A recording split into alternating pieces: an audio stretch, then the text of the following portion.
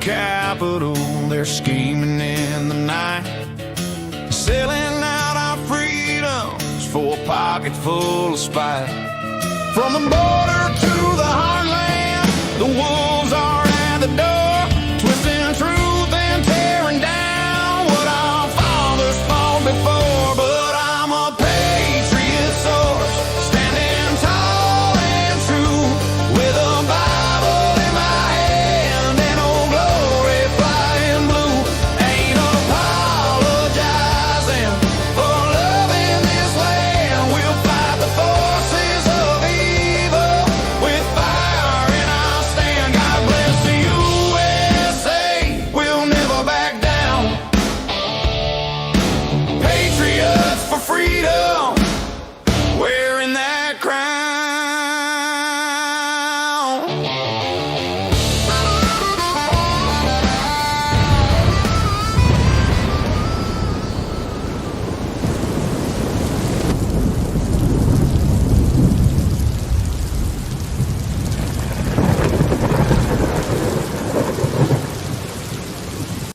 Oh, look, SK's here. There she is. I was wondering if she was going to make it on time because Barely. she just slid right in after all the work was done. She gets to show up and do what she does best, which is basically just fly blind into these conversations because that's when she's at her absolute best. That's all right. She does fantastic. I know. She's I better totally when she doesn't have anybody else's opinion to shape hers. 100% of the time I just fly in here. But I had an excuse. My kid had a baseball game, so. Yeah. I think, folks, just a little bit of fair warning. We are now entering the spring athletic seasons for children, which means, oh, my camera's all messed up, which means y'all are going to have to be patient with us because there's going to be some absences. There's going to be some changes to schedules here and there. Nom's looking at us like, no, he's an empty nester. He doesn't have to put up with that crap anymore. But SK and I do. So, and I'm sorry, I'm trying to get my camera right because it's a little off. But so just a fair warning that, her son is a all-star baseball player, and he got called in to be a closer tonight, huh? Yeah, he was pitching, and because I was going to Look leave at that. early, but then they called him up to pitch, and I was like, I can't leave while he's pitching. No, you can't do that. That's 'cause, time to you leave, know. actually. You don't want to watch. You don't want to watch when they I give know. up like I 8 was runs. nervous. I get nervous for him. Plus, if he throws a ball or he throws a bad pitch, he gets all in his head, and I'm like, you have to put it behind you and focus on the next one because he gets all in his head, and then it's just downhill from there. You don't want me doing solo shows. They're amazing, Tora. Look, we teased several months ago that we were going to start doing little, 15, 20-minute solo hits, and we've never gotten around to it. And I actually think that we should figure out a way to prioritize that. We've got paying members who have subscribed to our channel, and we want to try to give them some content. And I think that's where we should start. So Nom, I think you should start with some solo content, or I'll try, but we need to do that. And we need to put it behind the subscriber wall so that folks who want to see a more expanded version of our short form content can do that. So I don't know if you guys are ready. I'm ready to commit to doing it. If I'm doing it by myself, I'm okay with that. That's fine. Yeah, You guys just have to teach me how to run this thing because I don't know how to do it. Yeah. Ooh, actually, that's going to be difficult for her to do. You may have to just do them on your phone and upload them. Yep, we can do that. All right, folks, in the comment, how's the chat doing, everybody? How was your weekend? Hope you all had a awesome weekend. There was a ton of things that happened this weekend. And honestly, I came into today thinking that this was going to be a really easy show to prepare for, and it wasn't. This was hard because the topics that I think we need to talk about tonight are so intertwined with one another. They seem like they're entirely separate from each other, but they're not. There is very obviously a coup d'etat happening inside the MAGA movement right now, which we've been talking about for a long time. We've talked about foreign involvement. We've talked about the NGOs that have been trying to destroy the Trump agenda. We've talked about all of that. And now I think we have to be honest with ourselves, and we have to realize that we are starting to see an attempt to do to MAGA what happened to the Tea Party back when the Tea Party was flourishing. For those of you guys that were around long enough, the Tea Party is where Nom and I, and possibly SK, that's kind of where we cut our teeth in this political content creation space. We were doing it on different platforms. We were doing it before that, but that was kind of the moment where we were like, this is something we really want to be engaged in. And one of the things that I watched as the Tea Party kind of developed and grew and became the force that it was, is there pretty quickly developed a schism in the middle of the Tea Party. You had, and for those of you guys that remember this, you had kind of the Glenn Beck 912 wing of the Tea Party, which was very focused on the Constitution. It was focused on the faith aspect of who this country is and what what our founding fathers believed. And then you had another side of the Tea Party. You had the Ron Paul libertarian wing of the Tea Party, who decided that they wanted to try to merge themselves with the Tea Party because we agreed on a lot of things economically, domestic economic policy.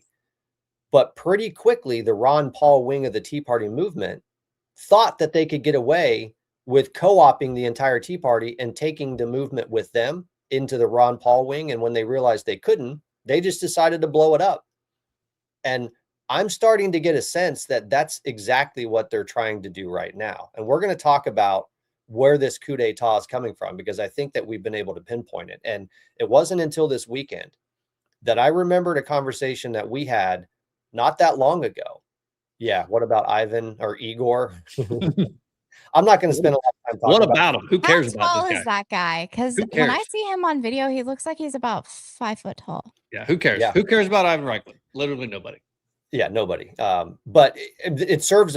But we are going to have to talk about the tactics that the Igors of the world are using, because they're not dissimilar from what we saw from the Ron Paul folks not that long ago. And I remember a conversation we had several weeks ago where we were digging through the Epstein files and we started to see Steve Bannon's name pop up all over the place. And there was one particular conversation between Steve Bannon and Jeffrey Epstein that just popped into my mind this weekend, and I decided to go back and pull that up. So we're going to show that to you guys again. I'm starting to think that what you're seeing play out between the Joe Kents, the Tucker Carlsons, the Thomas Massies, and maybe not so much the Candyland cult. I think that that's where the foreign angle comes in. But there is a really aggressive libertarian strain that merged with MAGA in order to help get Donald Trump elected. And it's pretty obvious to me now that they are trying to take over the MAGA base for their own purposes. So we're going to spend some time talking about that. I think you're right. I think there's a libertarian strain there, but I also do think, because I always had a hard time understanding how the left why they would say things like far right, racist, right? All the, because I don't know I literally don't know a single person that's actually overtly racist, like at all. I know people that say funny racist things, black people, brown people, white people. We all say funny racist things, but I don't know anybody that's actually racist. And I was trying to figure out who are these people. And I think a small subset of the accounts that you see out there that are just violently anti-Semitic and anti-Jew is that small wing of that far right, anti-Semitic right side of the party that I think is aligning themselves right now with the libertarians to try to yank control over the MAGA base when Trump's gone. Some of these people are weird to me. I mean, I just don't understand. Like the Ryan Mattas of the world, Ivan Reichland, those guys, I just don't really understand how they fit. I don't understand where they came from, but they strike me as pretty weird.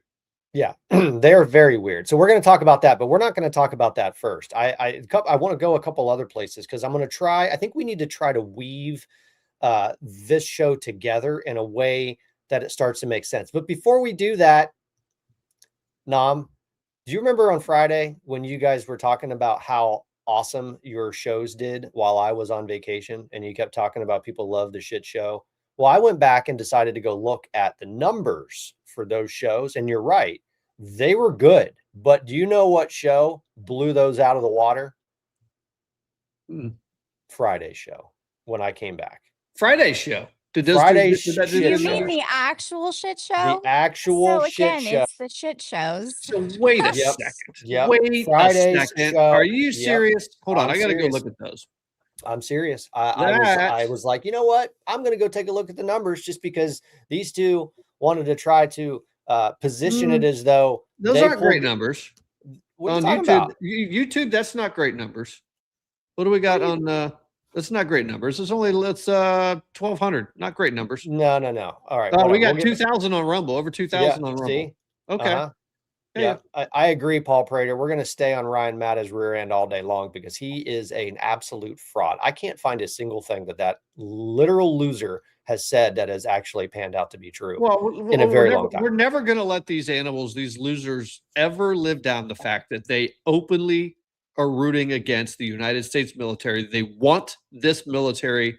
They want them to lose, and they are rooting for the Islamic psychos, the lunatics over there, the 12th imamers. These guys are insane, and they want them to win because they want to be able to hang that around Trump's neck so that they can then run against whoever Trump endorses to replace him. That's all you're watching, but they're doing it by actively rooting against the United States military. It's exactly amazing to watch. That's exactly what they're doing. We didn't go over that comment that I sent you guys, that screenshot, because I think it was after the podcast, right? The one where Jake Shields or whatever his name is posted a picture of that Israeli town that got bombed and was on fire, and he said that he said like, this is the town and it's beautiful or whatever, and Ryan Matta commented and said, I couldn't agree more. Yep. These people are disgusting. Just so gross. Well, if you remember back to those days, that the anti-Israel lobby existed on the far left, and there was a strain of it in the Ron Paul movement as well. And if you think about it, it makes sense, right? So the libertarian ideology is this kind of laissez-faire approach to the world, that we should not be engaging in any type of intervention anywhere in the globe. We should be focusing exclusively on us, on our economy, and that's it. And they have long believed that the only reason why we engage anywhere in the Middle East is because of Israel. So they have had this kind of deep-seated anger and hatred towards Israel because they believe that Israel is the reason why we are not following the libertarian ideological perspective, which is we shouldn't be involved. The problem with that analysis is that we have to be involved in the world because of people like the Bank of London and the City of London, who have been using the Middle East for decades as their primary source of chaos. And that chaos is directed at this country. Israel is a target of that chaos, but we are the actual target of all of that chaos. And that chaos is designed explicitly to extract as much of our wealth and our treasure and the blood of the American people from this country so they can spread it around the world. Right. So the libertarian strain doesn't like Israel because they think Israel is the reason why we're engaged in the world. And the reality is their globalist libertarian worldview, because make no mistake, if there is a laissez-faire approach to economics in this country, then you are going to be stuck with a globalist global economic system that we are going to have to figure out how to engage in. Libertarianism is a globalist economic system. It's that simple. When it flushes itself out, it has to be, because we're not engaged in it anywhere. It's that simple. So we're going to spend some time talking about that. But I don't think that's where we start. I don't know if you guys saw what I titled this. Nom, I know that you're a big fan of the show, SK. I don't know if you've ever seen it or not, but in the show Game of Thrones, do you guys remember one of the names that they gave to Daenerys Targaryen? She was called the Breaker of Chains, right? And for those of you guys who've never seen the show, she was one of the main characters, and I guess her claim to fame is that she went to all of these slave countries and she set these people free. So they called her the Breaker of Chains. Well, Donald Trump today just solidified it himself as what I'm referring to as the breaker of slop narratives. And man, he absolutely destroyed these people with one simple Truth Social post this morning. Nom, can you pull up the Truth Social post, the slop narrative breaker post that he put out today? This was incredible. So He says this morning, and I think he posted this at like 7:30 this morning. I am pleased to report that the United States of America and the countries of Iran have had over the last 2 days very good and productive conversations regarding a complete and total resolution of our hostilities in the Middle East based on the tenor and the tone of these in-depth, detailed, and constructive conversations, which will continue throughout the week. I have instructed the Department of War to postpone any and all military strikes against the Iranian power plants and energy infrastructure for a 5-day period. So this is a really, really important tweet that Donald Trump put out, because not only does this message satisfy some of the most ridiculous slop that we were seeing over the weekend, that Donald Trump is getting ready to destroy the infrastructure of the Iranian people, and it's going to throw us into a forever war. He's going to break his promise, blah, blah, blah, blah, blah, blah, blah.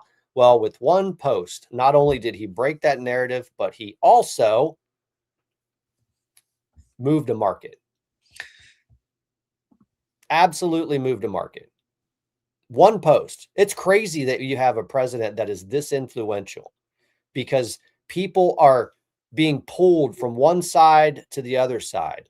Social media is trying to convince you that we're losing the war, and that the only way they can convince you that we're losing the war is to say that we have to have a forever war to make sure we don't lose the war. So markets react that way. And you saw the price of crude oil jump up over $101 by about 4 a.m. this morning. And what's the price of gold? Hasn't it gone down like a lot? I hope not. I hope not. That's a good question. Probably. It's probably come down a little bit as the dollar improves and as this stuff starts to happen. I think I heard it came down like 25% or something, but I don't know. Well, a quarter drop would be insane. That would be crazy. Huge. I don't know. I haven't looked. That. Let's go look. I'm not sure I believe that. But folks, understand this. There was a 12% decline in the price of crude oil from one tweet or one True Social post from Donald Trump this morning. Because when I looked at it after it closed today, crude was around $88 a barrel. So it fell $13, 12% just from Donald Trump, reminding the American people that he is not engaging in a forever war, that this is a temporary operation with a very specific set of objectives that have been met largely and completed. He started last week telling us that they were starting the process of winding this down. And yet, as he's telling us that, we've got all of the fake ass black pill wannabe America First crowd trying to convince everybody of the exact opposite. And why is that? Because they need you to believe that Donald Trump has broken his promise. They need you to believe that we're in a forever war. The only way their agenda of executing a coup d'etat with inside the MAGA movement is successful is if you believe that the promises Donald Trump made on the campaign trail are failing. So we've got it. This is actually a perfectly timed Rumble rant from Family Crest for $5. President Trump is ending yet another one of their wars, but this one needs to be handled differently. Family Crest is right. This is a war that's been going on for 47 years. We've had president after president after president use every single diplomatic lever that they've possibly had, up to and including dropping pallets of cash into the desert for them to beg them to please try to stop this. It's been going on for nearly 50 years. They've been killing American citizens, American servicemen all around the world. And I don't just mean in the Middle East, literally everywhere around the world. And President Trump's done with it. He's ending another one of these wars. Folks, we've showed you repeatedly what it looks like, at least in the futures market, the oil, the crude futures market, what it looks like if you take the merchants of chaos out of the equation. You lose immediately $5 to $15 that's built into the cost of per barrel of oil, simply because Iran has the potential to shut down the Straits of Hormuz on any given day for any reason. But they always have. Let's not forget that. They always have. That just like people saying that Trump and his administration didn't plan for if Iran closed the strait. That Of is course not they did. true. They have course they we did. have planned for decades because they've always they threatened to did. do it, and we always knew that they could. We Do you know planned what? for decades. Do you know what the plan for if Iran shut down the Straits of Hormuz was? Becoming the largest energy producer on the planet. You notice that crude oil inside the U.S. is not above $100. It's not what they're paying over there. We are actually insulated in large part from the damage here, like very significantly, because we have the ability to produce it on our own. And That aren't is they the plan. haven't if- they opened new sites like off Yeah. the coast of California and in other places? Aren't we a net exporter Yes. of oil right Oh. now?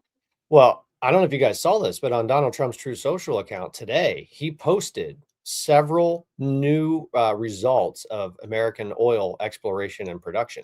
We were going to talk about this a little bit later, but we can bring these in now. Nom, do you want to bring up Trump wins 1, 2, 3, and 4? Because I was flipping through his True Social account today, and this is what I saw. I wasn't expecting to see this, but here it was. So we've got the reason why Donald Trump is in a position and our foreign policy is in a position where you can draft a national security strategy that specifically says that because our position as an oil producer has changed in the world, we're no longer dependent on the Middle East. Therefore, we don't have to continue to waste our treasure and our American blood in that region anymore. Yet it's going to take a little bit more effort for us to be able to leave without creating a powder keg by leaving the Iranian Ayatollahs in charge. But the reason why we're even able to develop a national security strategy like that is because of this. USA now produces more oil than Saudi Arabia and Russia combined. Did you guys know that? Of course you didn't know that. Well, I did. Because no one talks about it. I knew that. Combined. Mm-hmm. I mean, that's crazy. Pull up Trump wins 2. And then there's this one. The USA is a global leader in oil production. Look at this. Since Donald Trump came into office back in 2016, look at the improvement in oil production. We're producing more oil than Saudi Arabia and Russia combined. And this is the reason why the Trump administration now believes that we can finally leave the Middle East, but it has to be left in the capable hands of regional partners who are willing to actually advance their societies and not blow each other up, which is what Iran is there to do. And then, of course, you have USA now produces more natural gas than Russia, Iran, and China combined. You see, what I think is fascinating is all of these morons on the left and the fake ass black pill wannabe America First crowd are trying to convince you of two diametrically opposed things: that Donald Trump is evil and that he's stupid. He's neither one of those things, by the way. Like, neither one. Think about this from a timeline or strategic timeline perspective. One of the first things that Trump did when he came down the golden escalators was he talked about a couple of things. He talked about forever wars in the Middle East. He talked about how they were wasting our treasure. He's been talking about that since the 1980s. The same perspective and opinion on our involvement in the Middle East since the 1980s. And he developed an entire presidential campaign and then a presidential agenda around this concept of focusing on America first through energy production. That was his primary objective: secure the border, protect America, produce energy. Knowing that the only way that you can get to the ultimate goal of extracting our resources from the Middle East is if you become an oil producing, energy producing, net producing country. That's it. So for them to convince us that Donald Trump is an idiot, you have to ignore the fact that he has been executing the exact same strategy with incredible precision since the minute that he came down the golden escalators 11 years ago. How is it possible for an idiot to be so effective to where he can eventually write a national security strategy document that says, we're done. We don't need to be there anymore. because the plan that they created and they developed and they implemented has succeeded. That's how. By the way, this was not at all on my agenda to talk about tonight. This part. No, but it's important. It's important. It's incredibly important to understand not only why he went in there, but what will end up happening once this is done. You're not going to have boots on the ground like they all said you would. We didn't have boots on the ground in Venezuela, but at the end of this, he's going to have solved yet another 50-year war that will have marked permanent or near permanent effects on the entire planet. Imagine a Middle East that actually wants to, I don't know, have commerce with the rest of the world. Trade. Yeah, and not like blow each other up. Can you imagine like the possibilities? Yep. You guys, Saudi Arabia and Israel are trading with each other. I mean, yeah, that's crazy. That's right. I mean, it was so bad for the Iranian chaos agent controlled arm of the Bank of London, City of London globalist agenda that they got so nervous that Israel and Saudi Arabia were going to finally ink a cooperative deal back in 2023 that they literally executed the biggest terrorist attack on Israeli soil ever. And they started dragging Israeli citizens through the street in the most horrific ways because Iran and the globalist system needed to stop that cooperation between Israel and Saudi Arabia because they understood the implications of it. It would have broke the backs of the globalists. And that's exactly what Donald Trump is finishing right now. Nam, you made a comment. What's this? I think Trump wants everyone to be successful and prosperous. That's exactly right. That's listen, that's about as simplistic as you could describe all of this. He does. Right. He hates war. He hates it.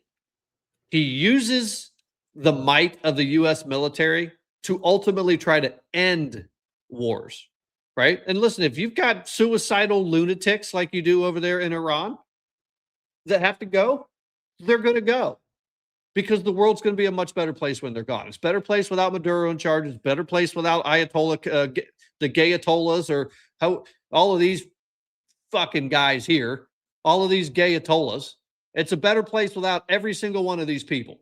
Mm-hmm. Right? Do we have that video, the gay Ayatollah video? I think that's in a couple of folders ago. If you want to move it over, we can show it. So, Nam, you said something, you prompted something. We were going to bring this up a little bit later, but you made a comment that we're not going to put boots on the ground. And I just want to prepare everybody that even if we have to put like the 82nd Airborne in, we got to drop some people in there for a reason. Don't count. I'm okay with that. And here's why. Let's pull up the CENTCOM Iranian post that we have, the video. Did you guys see this? This just came out not that long ago. So this is a representative of CENTCOM talking to the Iranian people. And this is what, probably the 10th time they've sent this message. They're sending a message to the Iranian people. And you need to hear this. You've had multiple messages that have come out. That continue to heed our advice. We've had multiple messages that have come out that have said, beware. The government doesn't care about you. They're launching missiles and drones from populated areas. You need to stay inside for right now. Third, there will be a clear signal at some point, as the president has indicated, for you to be able to come out. And then continue to heed our advice.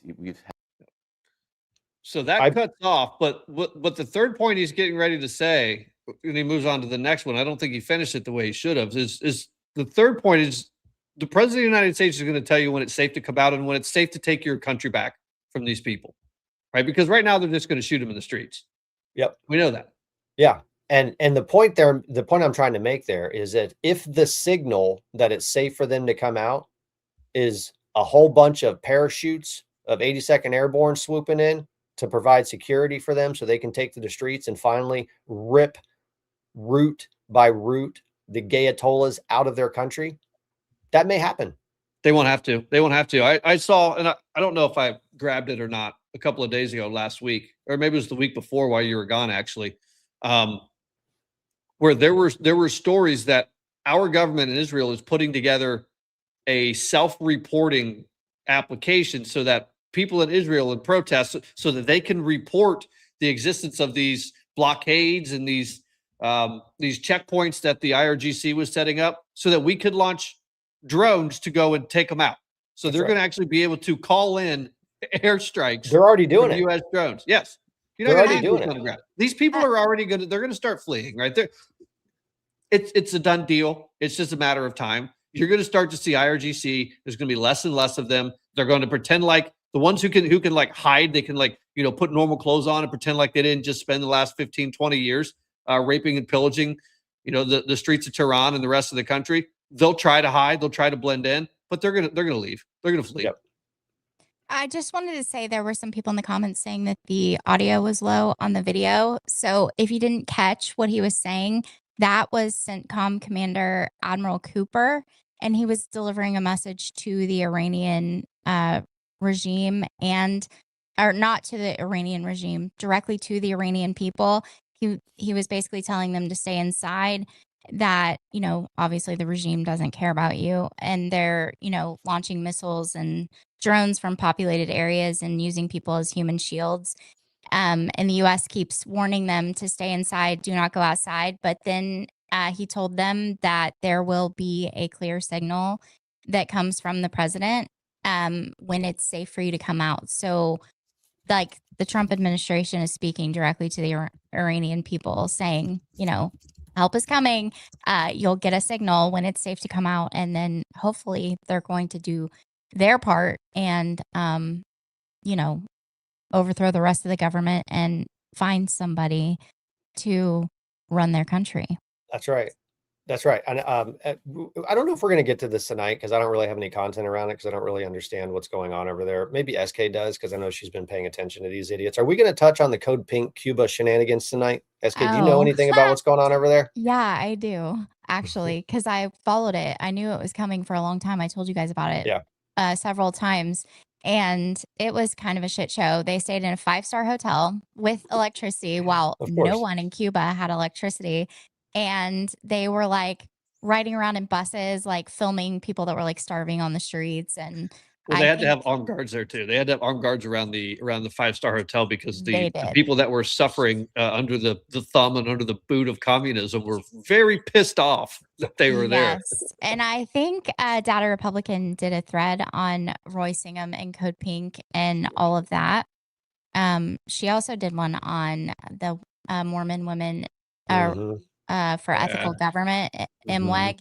And I also posted a thread today with some clips of them talking in these meetings where they pretend like they're bipartisan or transpartisan is what they call it. Yeah, but they're not. They actually hate Trump and they let it slip. And they're like, I know we're supposed to be doing this, but actually, like, we just hate Trump. And that's all it is. And there's a Mormon Women for Ethical Government person on the panels. They're on there a lot. They're involved heavily in all of that.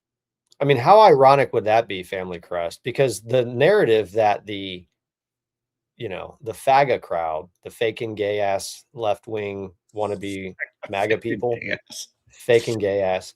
Yeah. The narrative that they're trying to push is that the reason why those ventilators were cut and electricity was cut is because the Trump administration has cut off all the energy to the island. When Maduro was arrested, Cuba no longer gets free energy because if you remember, Cubans were the ones who were protecting Maduro because Venezuelans wanted to kill Maduro. So he had to bring in his communist buddies, security force to protect him. And one of the ways he paid for that was in energy. So the narrative they were trying to convince people of was that Trump's responsible for it. How ironic would it be that if in fact it's true that the reason why that hospital had its power cut is because they were supplying energy to the hotel where these idiots were at, where the retard parade were staying. That would be crazy. And Ilhan Omar's daughter went on that trip, but also somebody is saying that Hassan Piker said the U.S. government requires them to stay at 5-star hotels there by law. He did say that. I saw that. Yeah, and they said that that's a complete lie. You can't even travel to Cuba without it being a certain circumstances. So, I Yeah. mean, I don't know how true that is about you have to stay in a 5-star hotel. You can't even like try to How just could book they a flight enforce to that? Cuba. How we don't have an embassy down there. We don't have a consulate down there. We have zero diplomatic relationship with them. How is the United States government going to enforce American citizens are required to stay in a 5-star hotel in Cuba? Well, That's dumb. it's just stupid. That's So dumb. dumb. So dumb. All right, back on track. I think that's what we have on Cuba. Maybe we'll do some more of it if more intel comes out on it. So we were talking about the Trump team absolutely destroying the slop narrative that has been pushed. Remember, you have to get your head around this. The only way that the FAGA crowd can be successful in their objective of executing a coup d'etat on MAGA is if they are right in that we are losing the war and that Donald Trump is going to have to take us into a forever war. So imagine their surprise when they wake up this morning after spending the entire weekend talking about how Donald Trump had broken every campaign promise that he'd made, taken us into forever war, and was going to destroy the power infrastructure inside of Iran. Imagine that. Iran, whatever. Imagine that. And then they wake up to Donald Trump saying, yeah, folks, we're almost done. As a matter of fact, not only are we almost done, we've been in conversations with the country of Iran for the last couple of days, the country. And he used that term very specifically because historically, Donald Trump refers to the regime as the illegitimate regime, the murderous regime, the Iranian regime, the mullahs. He's been very specific in the way he refers to the Iranian regime, and now he's referring to them as the country of Iran. Do you think that's an accident, Nom? No, I'm just curious who he's talking to. Yeah, so am I. Very I don't curious. know, but he did answer that question today. He was asked point blank in front of a helicopter, who are you talking to? And he said, I'm not telling you. I don't want them to end up dead.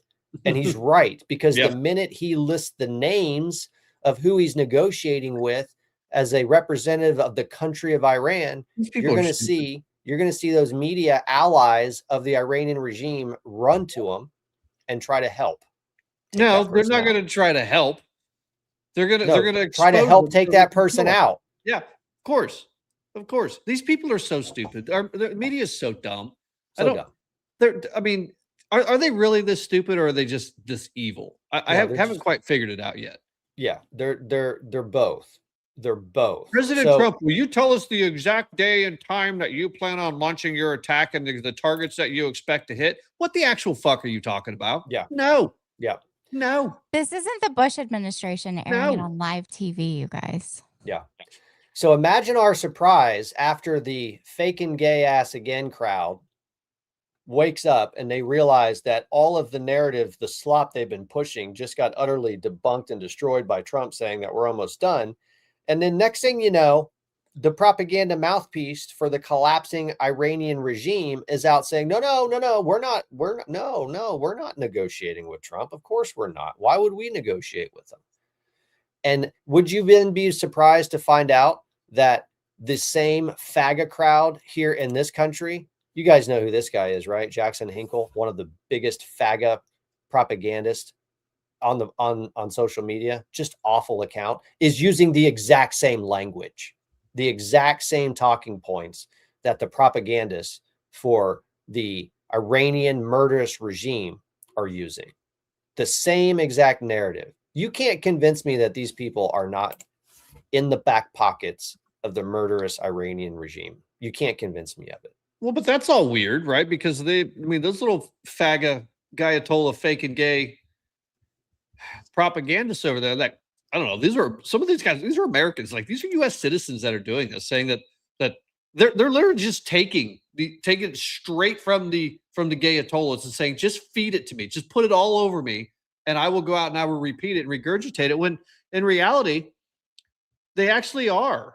According to Tony Sruga, Iranian officials, including President Masoud Pezeshkian, whatever the fuck his name is, has said Tehran would need guarantees that it would not be attacked. Say what? It's Durka. That it would not be attacked in the future if it agrees to any sort of deal to end the war. They are having these conversations, people. Of course they are. They are having these conversations. But the question that I have, end. So if you were Donald Trump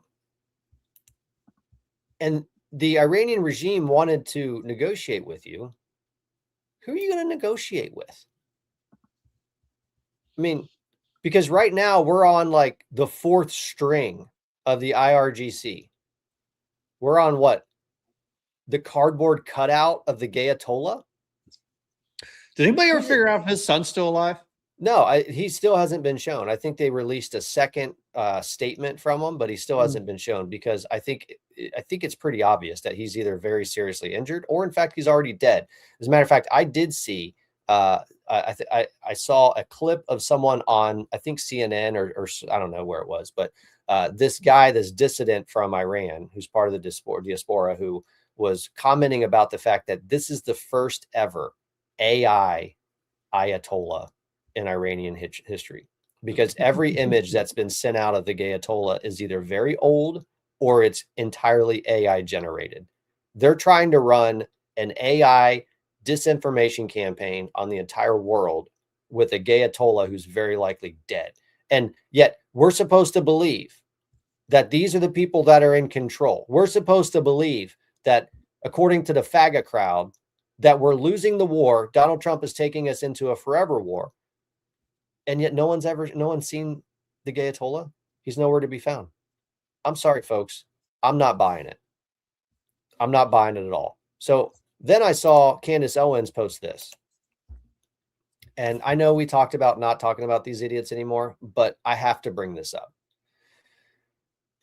This is the type of crap that the FAGA crowd is left with today. They have nothing else. This is all they have left. The situation is so bad for the colonizers. Trump is hallucinating non-existent peace talks. This is fantastic. And then her response was, a much more likely scenario is that Jared Kushner and Steve Witkoff are lying to Trump about peace talks. Trump is just too stupid to realize they work for Adelson and Netanyahu and not him. He's living Plato's allegory of the cave. Kushner makes the shadows on the wall. No, you epic potato. There it is, gatekeeper. He's too stupid, and there's gatekeepers. That's the likely scenario is, in fact, that all of the people who were writing your scripts are now laying at the bottom of the pile of Ayatollah bodies. That's the likely scenario. And Donald Trump is wrapping up an operation that he told us was going to be 4 to 6 weeks. And I'm sorry if you're not in the loop because you lost your leaker in the federal government. But the likely scenario is that we're getting ready to be done just like they told us we were going to be done. That's the likely scenario. I don't care if you don't like it, potato face, but that's the likely scenario. We're almost done. Potato face, potato head. Potato face. Morons. It's insane. Dumbasses. So Donald Trump broke the narrative. He broke the slop narrative today, and they are very, very, very, very upset. Very upset. But also what happened today, as I'm pretty convinced that Joe Kent is in fact a leaker that Candace Owens has been relying on. I'm 99% convinced of it at this point. You guys may remember. It's confirmed at this point. I think it's confirmed at this point. You guys may remember that when this story first broke, I don't know if I sent it in our text message. I don't think I made a video about it because I think I was traveling. But I think one of the first things I said to Nom and to SK was, you watch, we're going to find out that Joe Kent is the person that Candace Owens was getting information from. And SK didn't want to hear that because she liked Joe Kent. She liked his chin. She thought he was good looking and she trusted him. I did trust him. I thought he was a good guy. I mean, I didn't for the record, when I say I trust somebody in government, I trust somebody in government as much as you can trust somebody in government. I don't trust anybody in government. No one, including Donald Trump. And I trust Donald Trump like way more than you can trust somebody in the government. Yep. You were very sad about the jawline. I was the jawline. You were the jawline. You had you a little. Dude, he has little a good jawline. You can't deny that. That guy is like chiseled out of like marble. That's like Roman statue carving. This is like David, right? With his little winky. Out of control. No, for some reason I can't get into the right folder. Can you start bringing up the Joe Leaks 1, 2, 3, and 4? Bring up Joe Leaks 1. Oh, good. K Pasto said Gary Melton also said he trusted Joe Kent, and so did Dan Bongino. So he fooled a lot of people. So it wasn't just me. Okay. Calm down. I mean, I was a little distracted by his good looks and that his jawline. His jawline got you. We get it. We understand. We understand. All right. Well, but I think it's pretty obvious now. And if you go back and you look at the record, that it's not just as simple as Joe Kent like fleeing the Trump administration under an alleged FBI investigation, but I think this goes back a lot further than that. Charlie Kirk was assassinated on the 10th of September. And I'm pretty convinced that she started getting information from this guy almost immediately. So this is a post from September 17th, in which she says, with everything I've plotted onto a timeline with my source on the inside. So she starts talking about her inside source already. Pull up number 2. That was on September 17th. And then we've got September 24th. We can get that up. And then we've got September 24th. On today's show, the federal government is pressuring Utah officials to close the Charlie Kirk case. I wonder why. Somebody leaked to me the digital footprint of Thomas Krooks, the 20-year-old who tried to assassinate Trump. And you should not at all be surprised that Thomas Krooks and what happened in Butler, Pennsylvania is one of the primary talking points that we're hearing from Joe Kent, even though it has been pretty well debunked already, not only in the media, but by Dan Bongino, who saw the actual file and the tweets and the comments by President Trump, that Joe Kent is flat out lying about his ability, or even our ability, to access the devices and the files and everything. Flat out lying. There was a Fox News report, and we should have brought it, but there's a Fox News report that came out that went through painstaking detail of the level of evidence that they had against Thomas Krooks, the people that they talked to, his social media footprint, the access to the devices that the FBI cracked into. Everything that he's saying about Thomas Krooks is just a flat out bogus, nonsensical lie. Yep. And then you had in November, Joe Leaks 3. So that's, I think, the second piece of evidence that she let it slip, that someone on the inside was giving her information. Then you have, our show will be off air this week, which, by the way, did you guys know that now there's I'm going to bring this back. Did you guys know that now there is a rumor floating around with actual documents showing that one of the reasons why she may have gone offline is because her husband was in rehab after a DUI and possibly severely injured somebody? Maybe we'll bring that in on Wednesday, if I can dig into that a little bit more. Hang on. That makes sense, because before anyone posted it on the internet, I found, we were looking into all of George Farmer's and his family's like business ventures. And there's a company that he is a part of that does like polling and kind of like Cambridge Analytica stuff, wildly enough. And he resigned from his position in January, but it wasn't official until March, which would be like, what, 90 days? Weird. Anyway, we'll maybe come back to that if I can flesh that out a little bit more. So then we have on the 25th of November, as an update, both the White House and our counterterrorism agencies have confirmed receipt of what I reported publicly. What, really? So she's communicating directly with somebody in the counterterrorism agencies? Who would that be?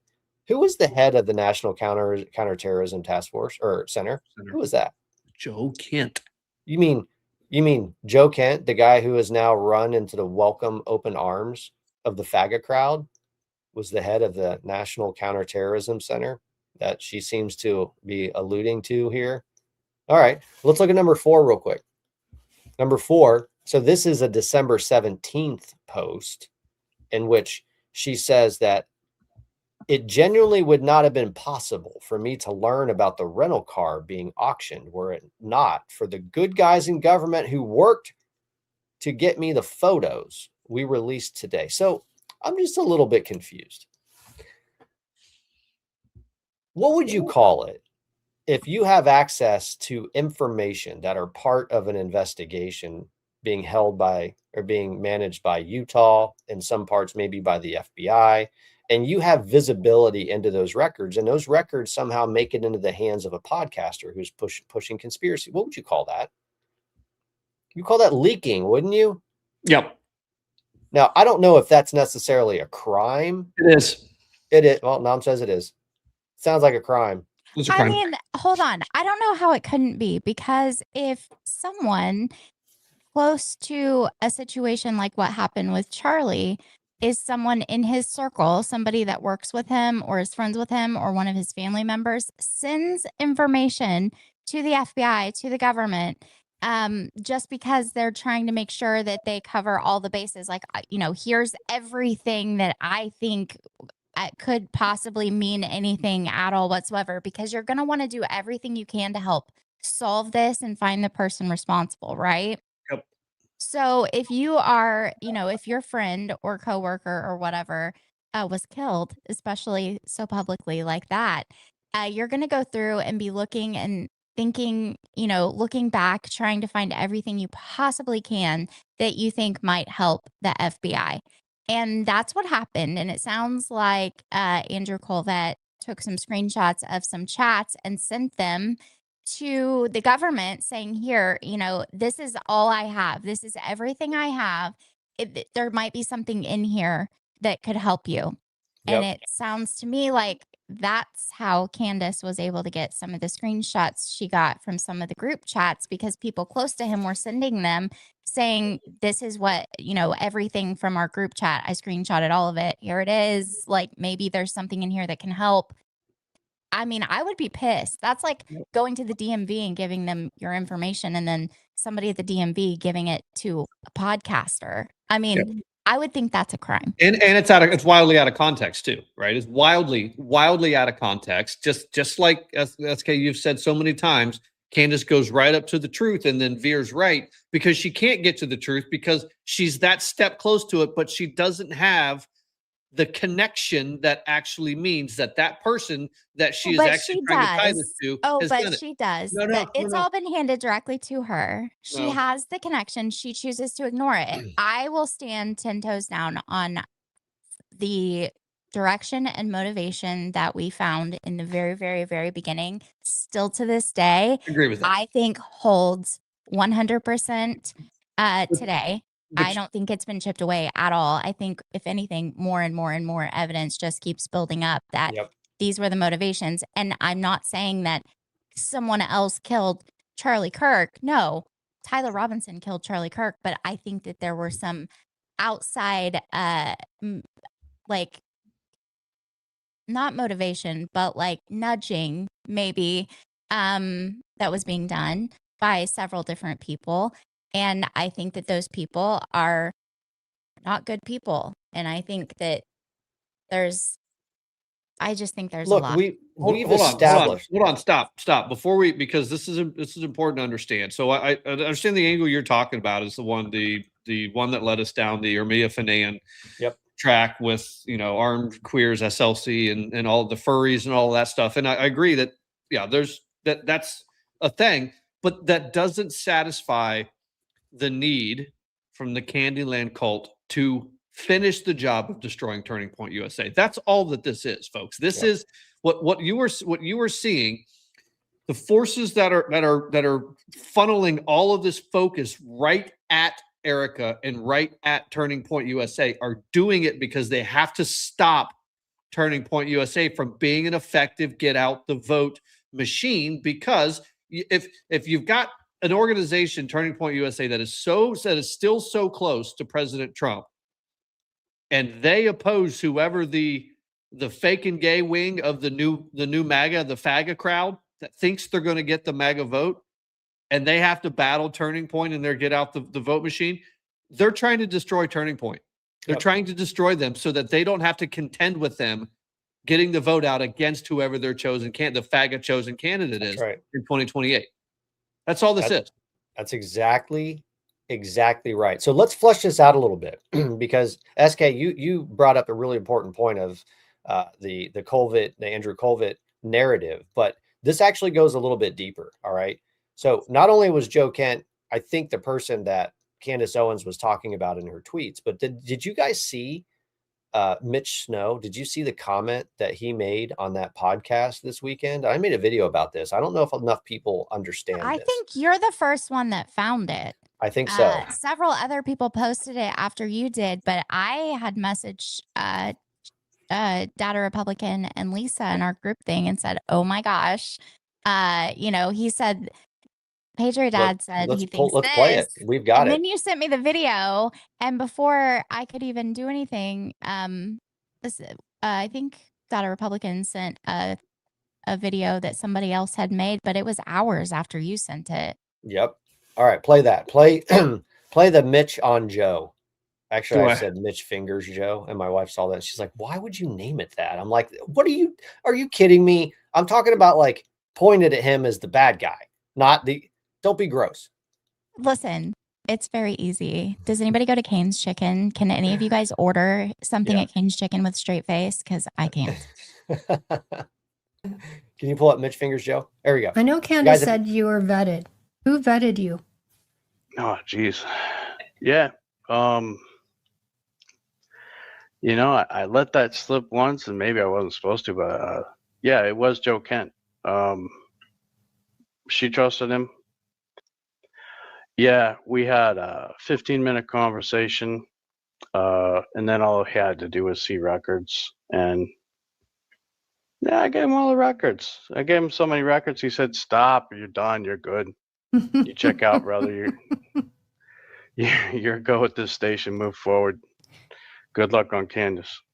And he'd be able to tell. He'd be able to recognize in a heartbeat if you were who you said you were. Correct. Yeah, Joe Kent. Yeah, he can take the records, go look it up, dial stuff in. He knows more about my records than I do. He has access to it straight He up. has access, yeah. And Candace trusts him. Tucker trusts him. Megyn trusts him. That is problematic. Hold on. Is there more? Listen to the rest of this. Listen to what he says at the very end. I'm sorry, that guy has to be on tranquilizers or something. Yeah. That's not You have normal. to listen to what he says at the very end. Okay. A lot of white hats that are in the know trust him. Did you hear what he said? A lot of white hats that are in the know trust him. This idiot thinks he's part of some Q conspiracy thing where he believes that the FAGA crowd are, in fact, the white hats. Like, that's what these people think they're doing. They think by pushing foreign-funded slop that is now funneling through what I think is a Steve Bannon-originated coup d'etat executed against Donald Trump and the MAGA base, that they're suddenly the white hats. That's what he thinks. What do they do at Fort Hawktua again? Don't they do some sort of intelligence something? Do they do like behavior manipulation? Did this guy get like psyoped while he was at Fort Hawktua? I think he got psyoped at the bottom of a tequila bottle. That's where he got psyoped from. You think that's tequila? I think that's like tranquilizers or It's some type probably of much more than pharmaceutical. Yeah, it's probably much more than that. So, but I want to keep this going because then the thread just kept developing over the weekend as we watched literally the entire Slop narrative be dismantled piece by piece. So then we had a rabbi on another podcast that said this for the first time. Nom, can you pull up the way rabbi that those fingers, Joe? Screenshots got to Candace is via Joe Kent. You see, this has never been made public before, Aaron. Right now on your show, this is I'm saying this. So let me explain. Andrew Colvett, who's was Charlie's -- 2 guy who now hosts the show. Andrew was in the chat group as well. He was one of the 9 people in the group, and he admitted at first. Be perfectly honest, at first he was denying it. We didn't know how Candace got them, but then he admitted on the air on his show that he had given these text messages and he gave them he said that on the show that he gave them to someone in the government. He told us that he gave them to someone in the government. And of course, the response of the people in the chat group was, you don't have a right to do that. This is a private chat group. There was no warrant. It doesn't work that way. But nevertheless, he did it. So we didn't know how it got to her. And then we started putting pieces together. Because Joe Kent was someone that we knew that there was a relationship there between Charlie and Andrew and Joe. We knew that when Charlie would visit Washington, D.C., he would talk to Joe. And we kind of put two and two together, and eventually, I'll leave out some of the details that I shouldn't say. We kind of verified that the messages had been given by Andrew to Joe Kent, and that Joe Kent had been the one to pass them on to Candace. That's unbelievable. That is unbelievable. Shocking revelation. Have you not heard that? Shocking Have you revelation. not heard that before, Nom? Well, no, I busy have. today. No, I mean, I have. And Okay. well, so just full disclosure, as you know, PatriotDad, my neighborhood is currently being built. Like there are houses being built like all around me, behind me, and there's heavy machinery. And the morons driving the heavy machinery this week came in and sliced our fiber trunk into my neighborhood, so I had no internet all weekend. In fact, it just got fixed tonight. Mrs. Nom has internet again. So there's a lot of this stuff I haven't seen yet. I heard this narrative, but it is just completely shocking to me that the head of the National Counterterrorism Center is like taking information in this, and he's like, "Oh, here, Candace, here, you take this," out of context to create a narrative where there's so much missing from what the Candyland cult has. She can't connect any fucking dots. It's just, well, this is weird. Go and run with it. What he has broken so many. He's not a whistleblower. He doesn't have whistleblower protection. He's a fucking leaker. Yep. And some of this is probably fucking classified, which is why he was under investigation before he left. This guy is in big fucking trouble. Huge trouble. Yep. Huge. Well, so now I want to make sure we have the timeline correct here, because it's really important, folks. I'm just going to say this. You watch. I have this ability to kind of predict where things are going to go when it comes to politics. You watch. Joe Kent is going to be the thing that takes down the Steve Bannon coup d'etat against MAGA. I'm calling it right now. Flag it. Put a flag in that, because Joe Kent is being exposed as being not only a leaker, but I think we're going to find out that he's been in the administration for the purpose of being an inside guy for Steve Bannon. Because you know that Joe Kent and Steve Bannon run in the same circles, right? You know that he's been a regular guest on the Bannon show. Sure. You know that him and Tucker Carlson are friends. You know that he's running in these circles with these people. I'm pretty convinced that at some point in the not too distant past, he was given an assignment. I don't have any evidence of this yet, but this is just my prediction. We're going to find out that Joe Kent's going to be the thing that pops this whole thing open. Yeah. But June said he watched a guy, says his body language expert says Joe is lying. Okay, yeah, I mean, it's believable. We don't need a body language expert. There are actually people who have seen this information who are like, yeah, that's just not true. And it's funny because one of the things that Joe Kent says when he's on with, I think it's when he's on with Tucker, where he says that we're not allowed to ask questions. We weren't given access to information at the National Counterterrorism Center. And Bongino's like, you realize we actually have logs. So Bongino didn't say this, but he alluded to it because it's part of the investigation that's happening right now against Joe Kent. There are access logs. I'm going to say this out loud. I believe that there are access logs of Joe Kent trying to access information, investigatory material that he did not have access to, and he was accessing it illegally. Yep. And he was sharing it illegally. Not only that, but wasn't he invited to some briefings that he didn't show up to? Yeah, and then correct. wasn't he that was on excluded Butler. from a lot of That was on Butler on Thomas Krooks. Yeah. He yeah. was offered a briefing and he didn't show up to get it. And he said, well, we don't know anything about it. But what do you mean? That's the briefing that you didn't come to get. What are you talking about? Isn't that what Bongino said? Didn't he say, I'm the one that invited you to the briefing? Yeah. And then I think there were some that he wasn't included in. But I have a question about Bannon. When you were talking about that, has Bannon ever even addressed the Epstein files and the comments that were made? And I haven't seen any of his supporters address it either. And that's extremely Yep. bothersome. I have not. I don't. Admittedly, I don't watch Steve Bannon. I never have. He's always given me like the drunk, like sleazy uncle kind of vibe. I've never really Agreed. Like- appreciated him. Like those He's guys just- that are picking up prostitutes on the side. Yeah, of he the just reminds me of like, and I don't mean to like stereotype these people, but he reminds me of like an old school car salesman, like a used car salesman who is heading to the bar after his shift is over. And next thing you know, he's going to end up in like taking a prostitute. Oh, that's what he reminds me of. And it looks like he smells a really Ron bad. White if Ron White Yep. wasn't famous and wealthy. Right. That's right. That's right. Pretty good. But I want to, I don't know if this is in order or not. I think it is. I want to, so the reason why the rabbi had to come out and say that is because just beforehand, the second interview that Joe Kent did was on the Megyn Kelly show. Do you remember? And she actually asked him a couple of really important questions.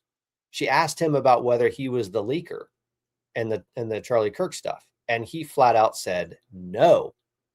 Well, that's really strange. So I want to pull up, let's pull up Joe on CK. So I want to play kind of back-to-back audios for you. The But first his clip, answer wasn't exactly no. It was a little. no, it was no. All I'll show you. right. I'll show you in a second. Pull that up real quick. We need to play this, and then I want to show you what happened afterwards. Can we turn the volume up on these? No, that's how they were recorded. Oh, that stinks. Okay. Yeah, when you do the screen recordings and your volume's down, they're going to be down. I do it just the media. I don't do it with the. Anyway, go ahead. See if we can hear it. All right, everybody be quiet. Shh. I think a WhatsApp group involved Charlie and Josh Hammer and some others. And that was provided by Andrew Colvett to someone in government. And some online are speculating that, well, we know it was leaked to Candace Owens and she reported on it. And some are speculating that you were the leaker. So did you leak that document to Candace? No, Did you leak it all to the media? no. Yeah. I mean, he's that's full of pretty shit. definitive. No. Stone cold. That's a CIA lie right there. Yeah, Well- he's trying too hard. I don't believe that. No. So, I mean, he could be telling the truth, as we know. Oh, if no, he gave hold it on. to someone else and then Yes. someone forwarded it. Okay. Well, Yes. then in that case, he still knows in the back of his head he's lying. Right. He's lying. Like Adam Schiff did, like all those guys did when they went into those committee meetings and they went in there without taking notes, but they remembered and they went out and they told their staffer and they transcribed it, and then the staffer went out and told the media, and Schiff's like, I didn't leak, it wasn't me, I didn't do it all at all. Well, there you go. But Yep. he told them all what they were going to do. And that some of them were like, we're not doing this. This is against the law. And he was like, speech and debate clause, you're covered. That's right. That's Mhm. right. So SRL 2025 says, has Megyn Kelly been compromised? Like, is she going the way of Candyland and Tucker? I have a theory on this, and I'm I going have to a try to. different theory, but Okay, let's You hear do your yours. theory first, Nom. I'd like your theory first. well, no, your theory's first because I'm Okay. going to challenge it. Okay, my theory is that for Megyn Kelly, it's all about her podcast platform. Yep. So, and I'm gonna go do the research on this. I don't have any evidence to back this up. I'm just telling you this is what I think is going on. I have a feeling that she's watching her viewership erode in part because of Candace Owens. You got to remember, podcast views are really kind of like a zero-sum game, right? Because people don't have an infinite amount of time to watch podcasts. So the same crowd that would watch a Megyn Kelly show are the people who would go watch a Candace Owens show. It's the same people, largely. It's not Candace. It's not Huh? Candace. It's not Candace. I know you have a different perspective, but here's what I think, and I'm going to entertain your idea too. I think the reason that she has made a calculated decision that in order for her to continue to be competitive in the podcast space, because remember, these are the podcast bros and hoes. That's who they are. These people think that they are the ones who are going to control the narrative beyond Donald Trump. And we'll talk about that here in a couple minutes. these people believe that they are the ones who are going to set the agenda for the America First movement. And she has been part of that belief system. And I'm going to find this out. I think the numbers will bear it out that she was watching her viewers decline, and those people go over to Candace Owens and has made a calculated decision that if she wants to take part of the grift, she needs to get in on the grift. Before I forget, hold on just real quick before I forget. I know MAGA Jake and Guarding the Grid are not here. I don't know why. I hope they're good. I hope Jake's brother's okay, all of that. But I have a request for the Boats and Hose song that we can play when PatriotDad says podcast bros and hoes, because that's all I hear when he says that. The Boats and Hose song? Yeah. Podcast bros and hoes, boats and hoes from Step Brothers, boats and hoes. Brothers, boats and hoes. Boats and hoes. My husband has a shirt that he wore on a cruise. Yeah, my kids have that shirt, boats and hoes. I hope that Guarding the Grid and MAGA Jake aren't mad at me, because I think I was supposed to meet with them yesterday afternoon, but I got so tied up in buying a house that I think they're mad at you. I think they might be. They might be. I'm gonna have to reach out and apologize. Yeah, we'll talk about that later. So you did it. We'll talk about that later. It's not Candace. It's not Candace. No, I'm not done. I'm not done with my theory. Anyway, so let me just kind of reiterate. The theory here is that Megyn Kelly is making a calculated decision in order to save her podcast platform. And she's willing, in order to be part of the grift, she has to sell out to the grift. Yep. Right. I know. She's selling out to the grift, but I don't think it's Candace that she was watching her viewership tank, because Candace was leading for a long time and Megyn kept her mouth shut. It was Bongino. When Bongino came back, I bet almost all of her audience disappeared. Almost all of it. Because I will tell you, when Bongino was gone for a year, I have time for one podcast a day. And it's generally when I'm working out. When he was gone, it was her. When he came back, I haven't listened to a single one of her shows since then. I just don't have time. I just don't have time for it. Well, and now there's no need to, because you know where she's going. Yeah. Anyway, I'm going to do the research on this. I bet you that's why, to answer the original question, I bet you that's why Megyn Kelly has sold out, is because her platform is suffering and she feels like she needs to. And there is no mistaking that the bot armies and the sock puppet armies will go all in for anybody who says the right things and their anti-Israel hatred. Oh, yeah.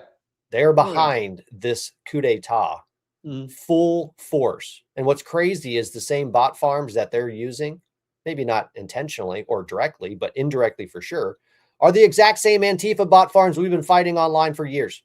The same people. The same radical leftist Antifa bot farms are now propping the Megyn Kellys and the Candace Owens up. And we've done the research on this. We've already produced the receipts on this part. So we had Joe Kent, without any question, flat out lying to Megyn Kelly and saying, no, it wasn't me. I didn't do it, which is really strange because, wait, I go with Nom's theory. Yeah, Nom's probably right. I'm going to give him credit on this one. I think that it probably was Dan Bongino's show, because that's when she made the shift, is right when he came back, because she was taking a neutral corner up until that point.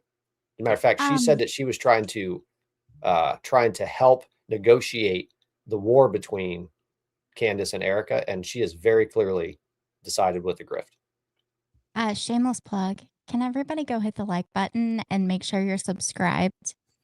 Thank you. Yep.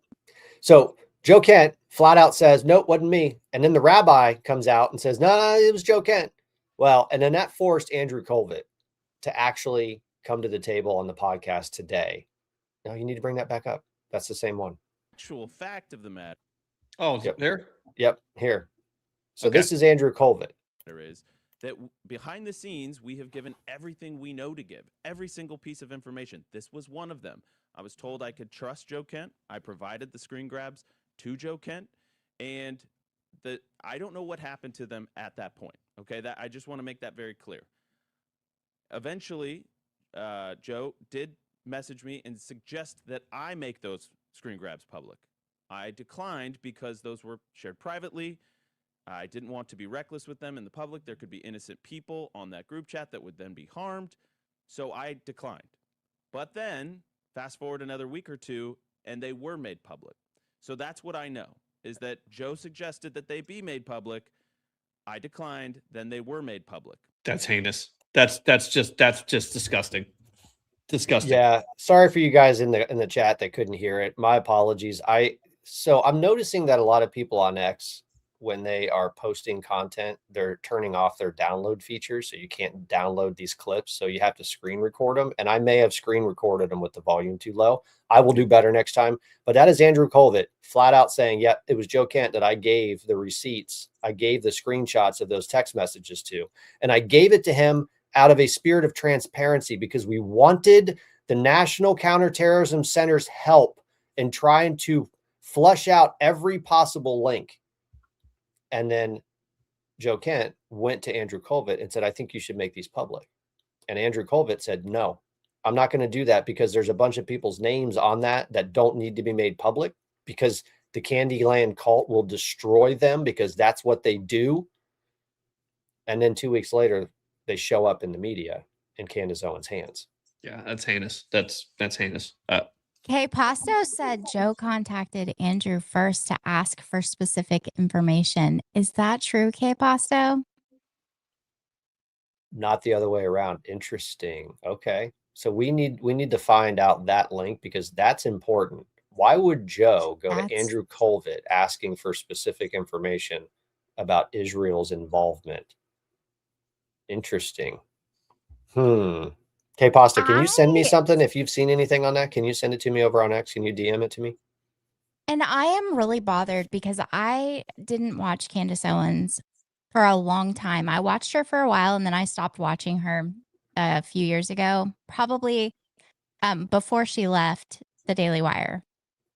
And I turned it back on when I heard that she was saying crazy stuff about Charlie Kirk. And you guys know how deep I was in investigating all of this. It was all day, every day for several months. Yeah. And still on and off. But for several months, it was all day, every day.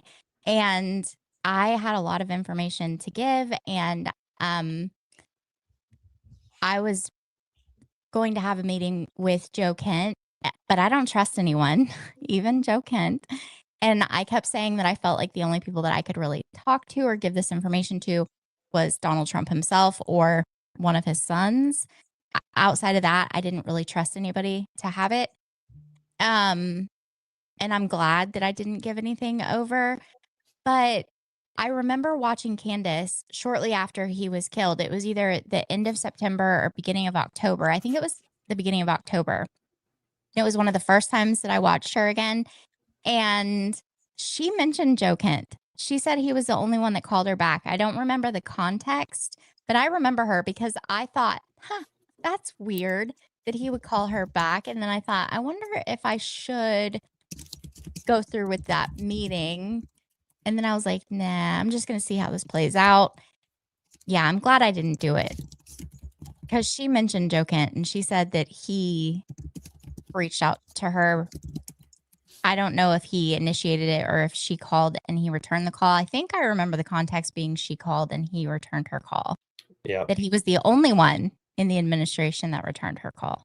Well, it's almost like he was staged in the administration to return her call. Maybe not her specifically, but it seems like it was pretty obvious that a green light was given at that point, that it's time, it's go time for the coup d'etat. Go time. And that's what happened. But I don't think that this is going to be the only thing that takes down Joe Kent and the coup d'etat.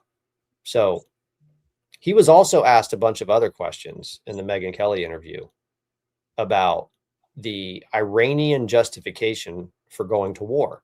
One of the biggest things that he has said, and what fascinates me about this whole Joe Kent thing is he's really not said anything at all that's incriminating whatsoever to Donald Trump, not or the agenda in Iran. Nothing. As a matter of fact, he has done nothing but confirm the strategy that's being deployed in the Middle East.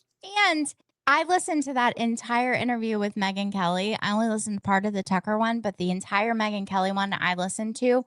And he even says that he had a meeting with Trump before he resigned. He talked to Trump himself, and he said he met with Tulsi Gabbard. Now, my whole question was the entire time in the podcast, he was saying that Trump is so insulated and no one can talk to him. Why didn't he talk to Trump and tell him his concerns in that phone call? He said they spoke for 10 or 15 minutes. He said, and Trump's really busy. So Trump taking 10 or 15 minutes to talk to Joe Kent was kind of a big deal. Why didn't he tell him in that call? Why did he do it in a letter publicly like that? Why didn't he tell Trump, I think you're making a mistake. I think you're getting the wrong advice, whatever it is Joe Kent thinks. Why didn't he do the right thing and tell Donald Trump or Tulsi Gabbard before he went publicly and wrote that letter like he did? That it doesn't make sense. That letter doesn't make any sense to me. None. It goes against everything he's ever said. Yeah. Crazy. But then there's this. So let's pull up the Joe on Intel, because I think this is going to be what finally does it for MAGA that's kind of sitting on the fence and trying to figure out what's going on here. This is fascinating when you see this comparison. Pull that up real quick.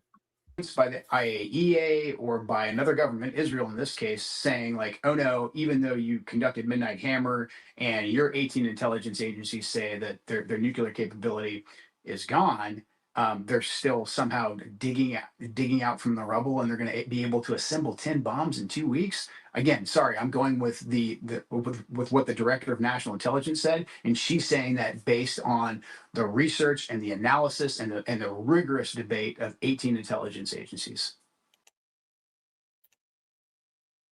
So his point is that 18 intelligence agencies said that there's no capacity from Iran to do the things that everybody else has already confirmed in congressional and Senate testimony that they were, because John Ratcliffe just the other day said, yeah, they had the capacity. Tulsi Gabbard, the woman that he's referring to there, when asked if she agreed with John Ratcliffe's assessment, said, yep, I agree. All of the people that he's relying on have said, no, there's absolutely a capacity there. And on top of that, Donald Trump stood at the State of the Union in the well of the House and talked about how Iran was developing ballistic missiles that could reach well beyond the 2,000 kilometers that we already knew about. And then we just found out late last week that, in fact, they have ballistic missiles that can reach at least 4,000 kilometers. They can reach deep into Europe. So when Donald Trump they just launched one. They just launched one. Yeah. Yeah. I mean, it fizzled out. It didn't hit its target where it was supposed to, but nonetheless, Donald Trump told us back in February that they had weapons that they were developing that could reach deep into Europe. And then we just saw it. And yet we have Joe Kent on the Megyn Kelly show saying, no. So not only do we now know, because we saw the actual missiles in the air that exceeded the 2,000 kilometer, which, by the way, folks, why people are like, Iranians said that they only had 2,000, they had a 2,000 kilometer. On what planet do you think they're going to tell you the fucking truth about what their capabilities are? What do you think we go around and be like, my missiles go 5,000 kilometers, mine goes 20 miles? No. Well, Donald Trump would. I mean, well, because ours can go to Mars, right? We get it. If they need it, I have a tape measure.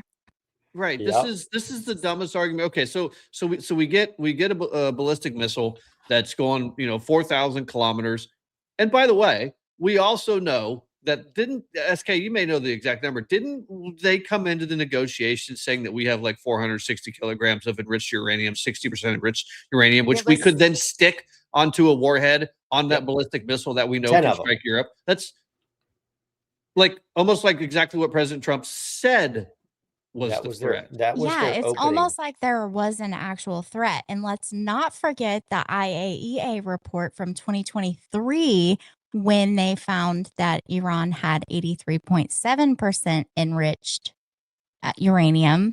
They had samples test positive for 83.7%. And they were like, oh, that was an accident. It just like happened. I'm pretty sure that doesn't just happen. But I don't know anything about how you get a nuclear bomb. I know nothing about weapons or the military. But I'm pretty sure that doesn't just accidentally happen because like, I think the most you need for like medical purposes is like 20-something%. or maybe just 20. It might be 20 or 28%, 25%, 20 something percent for medical. There's no reason. I think nuclear power is like 3%. Yep. You're right. 83.7%. That's not an accident. And it was just one sample, but also where are they taking it? Like they weren't keeping things where the IAEA could actually see what they had. They were hiding it. That was the whole issue with the nuclear deal. They weren't letting them inspect everything. And we all know that they were taking these weapons and hiding them, just like they had that one hiding place under that mountain that nobody was supposed to know about. That was one of their secret places. If you don't think they have secret places all over the country, I mean, I don't know what to tell you. Yep. Look, I mean, the Iranians walked into the negotiation with Witkoff in February when we started renegotiating with the mullahs. And the very first thing that they said to our negotiations team was, we have 400 and some odd kilograms of 60% enriched uranium. And with that, we can make anywhere from 10 to 12 nuclear warheads. That was their opening position. And 60% enriched uranium has absolutely no civil society use whatsoever. Zero. There is no reason. None. And once you get to 60%, from what I've read, because again, I know nothing about this, but from what I've read, once you get to 60%, it's like no time at all to get all the way to 90 or whatever it is you need for an actual nuclear bomb. But you can have a dirty bomb. Yeah. I mean, I guess it depends on whose version of civil society you mean. The chaos version of civil society. Yeah, it certainly does have a purpose, actually. And it's to wipe Israel off the face of the map. I know it because they say it all the time. Hey, so there's a couple of things going on in the chat here that I think we need to get to, especially because I've asked a question. But before I get, so Nam is, I have a conference tomorrow on Wednesday. I'm at a condo as I get ready to go for this conference tomorrow. That's it. That's where I'm at. Number two, what was the question I asked you, Patriot Dad, earlier? Before we got started, we were in the green room and we were talking about, Steve Bannon and the coup that he's orchestrating. He's trying to wrestle control of MAGA with the faggot crowd. And I asked you, and I said, if all of this really is an effort to split the MAGA base away from Trump and whoever he endorses by basically saying that Trump's a failure, Trump's stupid, Trump, allowed himself to be dragged into war by Israel, and Israel's the devil. The goal for that is to split the MAGA base and take a large portion of that so that that base will vote for who their candidate is. Yep. I asked Patriot Dad, who do you think their candidate is? I'm actually starting to wonder if Joe Kent's not that fucking candidate, actually. Not anymore, he's not. Well, he was. I don't think Joe Kent's the candidate. Because I don't think the Eclectic Journalist says something really interesting here. Apparently, there's a lot of people who have been trying to push this theory that Joe Kent and his wife, who writes for the Gray Zone, and the Gray Zone, Data Republican, they are supposed to be an up and coming power couple for the post-liberal movement. What the hell is a post-liberal movement? The post-liberal, I'm assuming that has something to do with is that like the post-dignity index? The disagree better crowd, all of those folks that are coming out of Utah. SK, you have an assignment. You need to find the connections between those people and the disagree better dignity index people. Oh, I'm sure there's one there. We found some crazy stuff today. You need to find it. You need to find it. But my biggest problem with this, and I don't think it's Joe Kent. If it was, it's not anymore because he has been systematically destroyed by the fact that I think he'll actually be in prison, frankly. I think so too. Yeah, or he's going to be bankrupted at the very least, for sure. Defending himself. I actually think that the person that they are looking at to be their standard bearer is going to be Tucker Carlson. I think that they are convinced that there isn't anybody that can get on a debate stage and defeat Tucker Carlson in a debate, and they are partially right. That guy can debate. This is the other part. What is the BAP scene? What is this BAP? What is this? Yeah, I don't know. Explain this to me, because I've seen you use this, the eclectic journalist. I've seen you use this like 10 times in the chat. What does the BAP scene mean? Yeah, we're not actual journalists, so we don't have any idea what you're talking about. All right, so here's, I want to finish this clip out, because what fascinates me about what Joe Kent is saying is that it is almost word for word the exact same thing that John Brennan is saying. So you have someone fleeing the intelligence apparatus using the same talking points that John Brennan is using. Joe's a liar. That's that not is it. Factually Joe's a liar. Joe's a liar. We'll get to John Brennan here in a second. But let's play Dan Bongino, because this is his response to Joe's comments. Incorrect. Joe's full of shit. Joe's just making that up. No intelligence that I've seen coming out in any type of reporting that suggests that either from a ballistic missile standpoint or from a nuclear standpoint or even from a terrorist standpoint, that there was anything imminent that the United States really needed to go forward with this invasion of Iranian airspace and the bombing campaign. And so therefore, I think the lies are coming fast and furiously as a way to justify the rationale for the war. It's the exact same narrative. You have John Brennan, one of the seditious conspirators, is saying the exact same thing as somebody who is quite possibly a seditious leaker in the Trump administration. The same narrative, the exact same narrative. And I think this will be what ultimately ends up destroying Joe Kent and the MAGA coup d'etat that's taking place right now. You can't separate the two. When your narrative is the same thing as John Brennan's, you've lost. It's over. So I will be forever playing these two clips side by side, asking the question, why is Joe Kent's narrative the exact same thing as John Brennan's narrative? Anybody? Anybody? Because, you know, John Brennan's going to ultimately end up in jail for his role in the seditious conspiracy. Nom, didn't you have a clip on that? On the case that's going on down in Florida? Uh-huh. You want to pull that up? Uh-huh. Let's pivot to that. I have it somewhere. Oh, I'm really worried about guarding the grid and MAGA J. Larry All right. said he can't get a hold of him. I have a theory.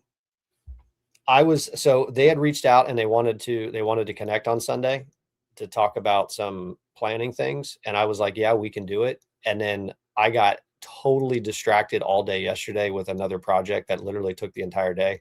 I would not be surprised if they're angry with me. Because, you know, on X, I don't get notifications for DMs. They probably tried to reach me all night and I didn't see it. And they're probably mad at me and they're probably going radio silent.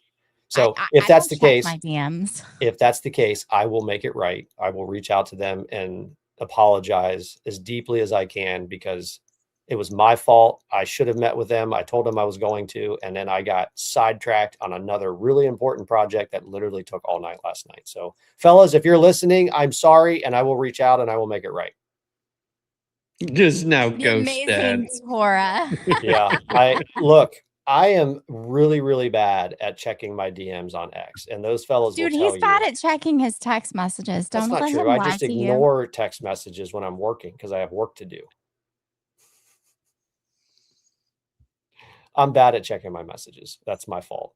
So I will make it right with them. Into focus. Go ahead, Nom. Coming into focus since we've been on the air, the former director of the FBI, Jim Comey, has reportedly been subpoenaed in that wide-ranging grand conspiracy case that they're trying to assemble against anyone who ever investigated and sought to prosecute Donald Trump. We'll get to that. Yeah, that's a big deal. I thought nothing was happening. You mean the FAGA crowd, the nothing is happening crowd? I thought nothing was happening. I thought that's what they told us, that nothing was happening. It turns out, you guys remember when we told you, where is that? Nothing happening. You guys remember when we told you that the Southern District of Florida had been impaneled, and it was starting back in January. Now, these grand juries, they can go on for a while, and they handle multiple cases, right? But one of the cases that went in front of them is the the grand conspiracy, the long-ranging 10-year conspiracy to basically violate the constitutional rights of the unitary executive, the president, Donald Trump, while he was president, and then also while he was a private citizen, both of those things, that there was a conspiracy case that was basically being brought before that grand jury down there. It was like, nothing's happening, nothing's happening. It's probably the most complex case that the Department of Justice has ever had to put together, frankly, probably because, I mean, we're talking 10 years of conspiring and sedition and treason and all kinds of other things that they have to actually be able to prove with documents, not just, people talking about it in opinions. You actually have to like produce the evidence, which takes a long time to compile the evidence, especially when the evidence that you need to compile, the people that you are trying to indict for this were the ones who actually had the evidence, and they destroyed the evidence and they put it in burn bags and they classified it and they hid it and they spread it all across the country. Yeah, that case has been going on down there in that grand jury since January. And what you just heard there was James Comey has been subpoenaed to come and testify in front of that grand jury. And I think it has a lot to do with a lot of things that he did back in 2017 when he was still the FBI director, but he's not the only one. There's been over 130 grand jury subpoenas that have been issued in relation to this grand conspiracy. Folks like, who we got here? John Brennan has been subpoenaed, James Clapper, Lisa Page, Peter Strzok, and on and on and on and on. The list of people who have been subpoenaed to come in and testify under oath in front of a grand jury about their role in the grand conspiracy. So, yeah, I mean, folks, this stuff it's happening, but we know it takes forever. Remember, SK, do you remember how long it took for the first serious indictments to come down from January 6th? I think it was like June of 2022 or something, July of 2022. I think it was like a full 18 months. It was a while. Yeah, And then they were still August, bringing actually. people.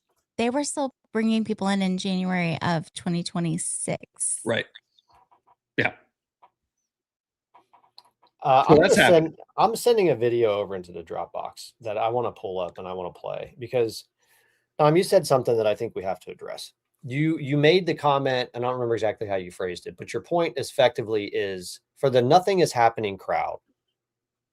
Why are they so willing to overlook the reality that the people who had control of all of these records are going to be the targets of the prosecutions because of what they did and what they did to those records? Why is it that all of the FAGA crowd refuses to acknowledge the fact that from an Epstein perspective, for example, that the deep state globalists who were in the files were the ones who had control of the files the entire time? Why do they ignore that? Because it's easier to attack Trump and Bondi by saying that nothing's happening than to represent the facts of how complicated these types of cases actually are. And frankly, you want them to be do you want a Department of Justice? Do we want star chambers all over the place? Do we want Moscow and Venezuela and Cuba style justice? Well, we will if the Democrats win. They've already told us they're coming after all of us, including we saw us. that for 4 years. We saw it for 4 years under Biden. We know exactly how destructive that can be. And I've told you over and over and over again, this DOJ is not going to operate that way. One, they can't, because they're going to be, in almost all cases, except for Eileen Cannon down there, they're almost always going to be operating in courts that are presided over by judges who actively want to defend the people who engaged in the 10-year-long seditious conspiracy, right? Because they agreed with them. That's right. So I want to pull up a quick video, and I'm going to set this up because this one bothers me. It really does. Getting it, or you want me to get it? No, I got it. I'll pull it up. This one bothers me because I respected this content creator's content for a long time. I'd known that she was a very libertarian, had a very libertarian mindset. I've known her perspective, but when I saw the change that she made, you guys may know her, Shipwreck Crew, it started to really upset me. And then after the Igor event over the weekend, where these three thugs showed up at a Republican club speech that Dan Bongino was giving, and just harassed the audience, calling people gay slurs, and flat out called Dan Bongino a pedophile protector. Yeah. Listen to this. I'm not going to play the whole thing because she goes on for like 2.5 minutes, but this is the perspective that I think we need to spend a few minutes challenging, because it has to be challenged. It's amazing to me what these people are willing to say. These guys show up at a MAGA event calling people, you get the point. Said it. No. You tell them what he called you. You're a pedophile protector, pedophile protector. And he wasn't out there calling people randos, just regular old Joes out walking around. He was specifically calling you out. We make a lot of videos making fun of good old Dan Bongino. You look pretty rough in that video, by the way. We can talk about it and we can, rage about it or laugh about it, because Dan Bongino is like the biggest fall from grace probably in 2026 so far anyway. I mean, no, sorry, dear. Time.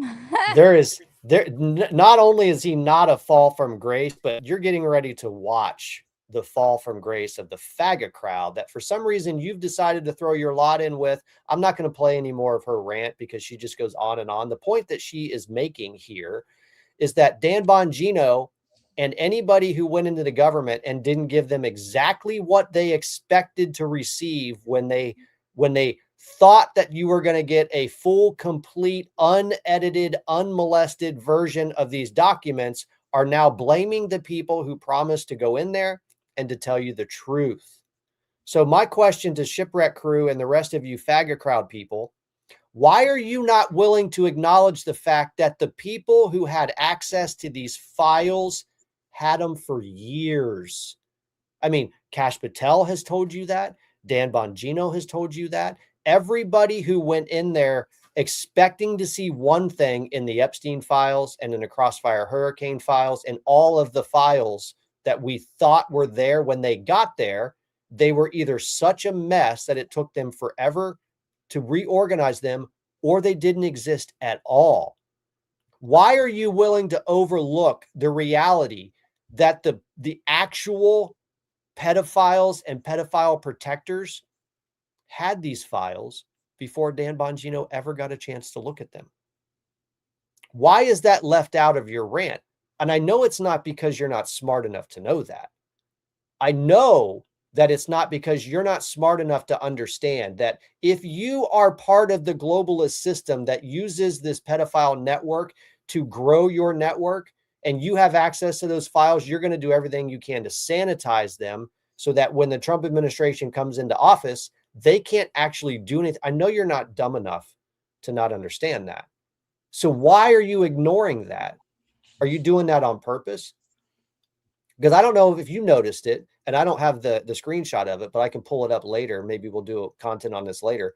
But do you guys remember when it was released that there was an actual hack into the FBI files and almost an entire terabyte of Epstein documents disappeared? Do you guys remember that? Right before the Trump administration took office again?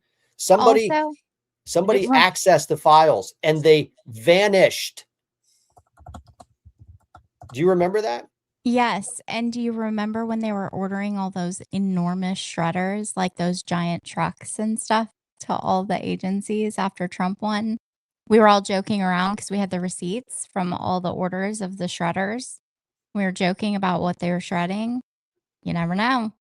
Look, if you are going to, the Trump administration promised to come in and get their hands on the files that they could get their hands on and release everything. And they've done that.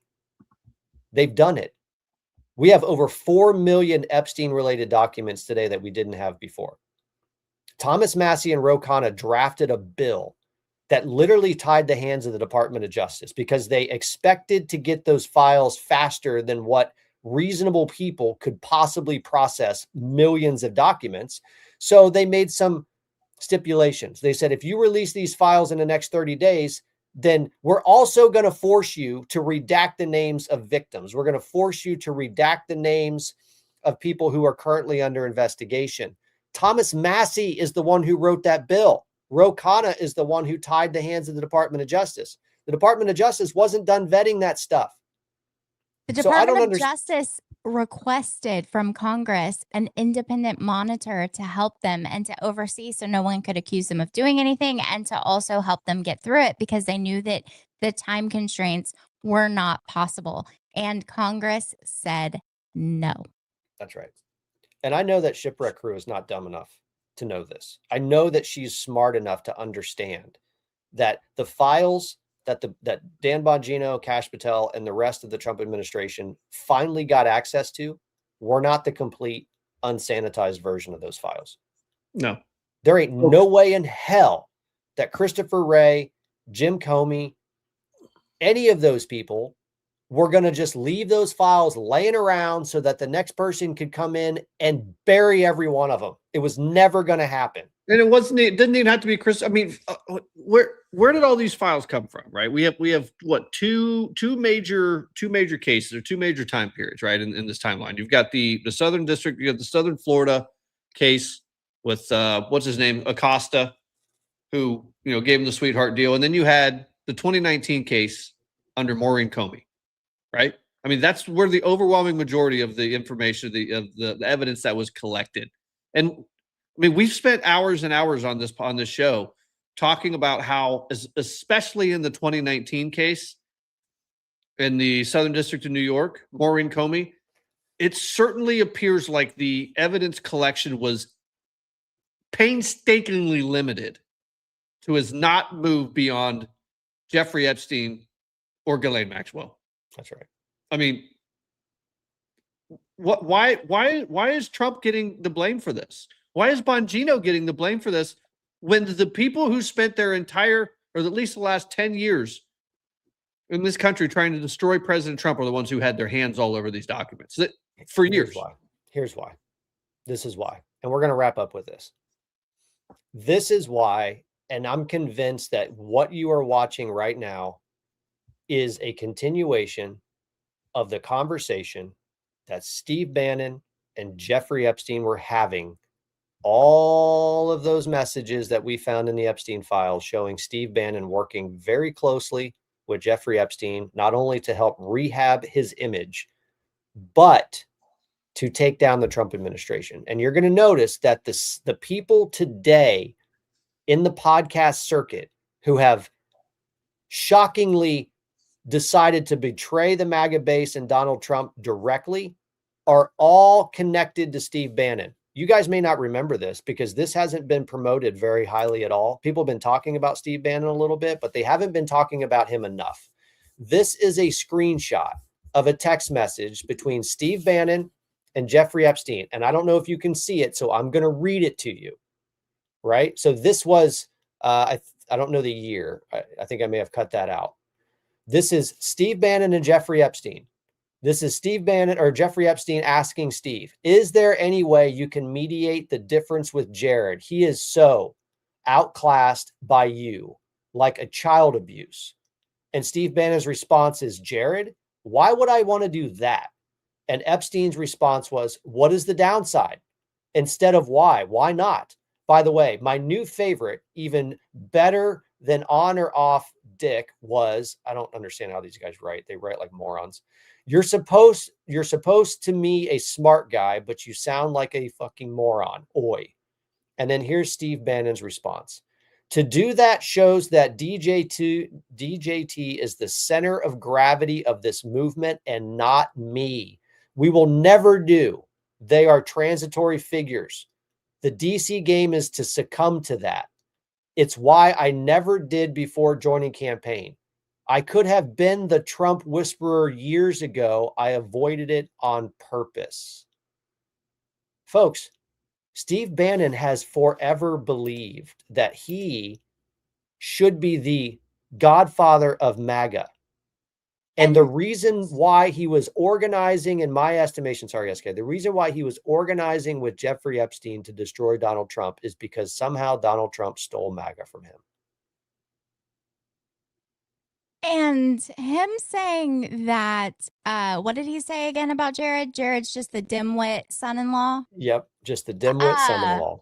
What?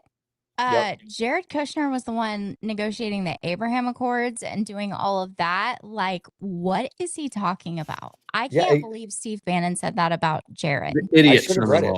It said it because then Steve goes on to say Jared is the idiot son-in-law, always dismissed as that. And then whoever this was, Jeffrey says, agree on all. I have no views on the third act. I would only like to see him less afraid of you. And his response was, I want him more afraid of me.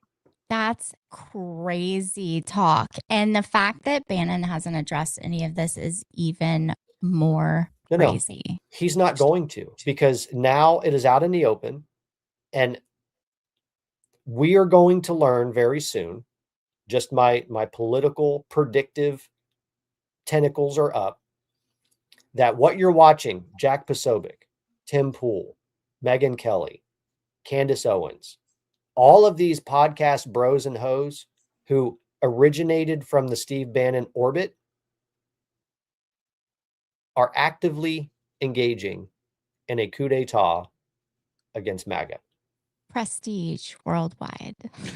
Be careful about Jack Posobiec. I've seen Posobiec pushing back pretty hard on Candace and all that stuff. I'm not entirely certain. It's all glitz and glitter. What's he doing? What's he doing now? He is all in on protecting Joe Kent. Well, I just feel like the woke MAGA crowd maybe had an agenda with TPUSA. I don't know. It's just not looking great. If you don't believe me, folks, go back and find out how many times Steve Bannon was on Megyn Kelly's show, or how many times Megyn Kelly was on he's Steve been on there Bannon's a show. lot. Yep. Go find out how many times Tucker Carlson and Steve Bannon collaborated. Go find out how many times Steve Bannon had Joe Kent. The conversations he had with Candace. And tie that directly back to what we now know was a long-standing strategy between Steve Bannon and Jeffrey Epstein to remove Donald Trump from office in his first administration, strip him of his presidential immunity, and prosecute him, because that's what Steve Bannon was talking with Jeffrey Epstein about. MTG, that's right. So here's my theory, and I'm just going to lay this out before we wrap. I had somebody reach out to me a couple weeks ago when I started diving down this path, asking questions about the bros and hoes, about why these podcasters were turning the way that they've turned. And somebody reached out to me and said, the reason why you're seeing the Tim Pools, the reason why you're seeing, I don't know about Tim Pool, maybe not so much, but the reason why you're seeing the Sean Ryans of the world, the reason why you're seeing these podcasters turn on Donald Trump is because when the Trump campaign went to them in 2024 and engaged them for their support, that they believed that they were going to get a certain level of access and possibly the ability to help shape the future of the country in partnership with Donald Trump. And now they're not getting it. So when you hear Bongino talk about the gatekeeper theory, what he's explaining to you is that the people who are now trying to run a coup d'etat against Donald Trump feel like they are being gatekept away from Donald Trump, because they believe their version of America only is the version that Donald Trump should be using instead of his own national security strategy, which deploys the American system throughout the world. They think that they should be the ones shaping American foreign policy and not the team that Donald Trump has around him who's actually shaping American foreign policy. The gatekeeper theory is that the podcast bros and hoes are upset because their opinions are not being heard. And I would not be surprised if we find out that these gatekeepers, or that these podcast bros and hoes in partnership with Steve Bannon are planning to stand up their own challenge to the future heir apparent of MAGA that Donald Trump endorses to challenge him. And I bet you, Bongino said this, and I agree with it. Nam, I'd love your opinion. I'd be willing to bet you that each one of these people have been promised a role in a future administration. Yeah, no, I 100% agree with that. I just want to know who. I'm curious who it's going to be. Who is it? I told you I think it's going to be Tucker. Because they don't have any actual candidates. I mean, it's not going to be Thomas Massie. That guy's a joke. It could be maybe Rand Paul, but I think a lot of people are sick of Rand Paul because he basically crapped the bed on COVID and on all that stuff.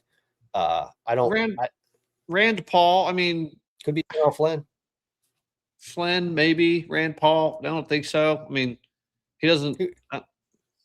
Who do you guys think it will be? In the audience, in the chat, tell us who you think is going to be. I saw someone down there saying that it's going to be Joe Kent, Bannon himself, but that doesn't work. Nope. Ron Paul's a no. No, Ron Paul's he's way too old. He's not in the best health. I think they're going to try and push Massie.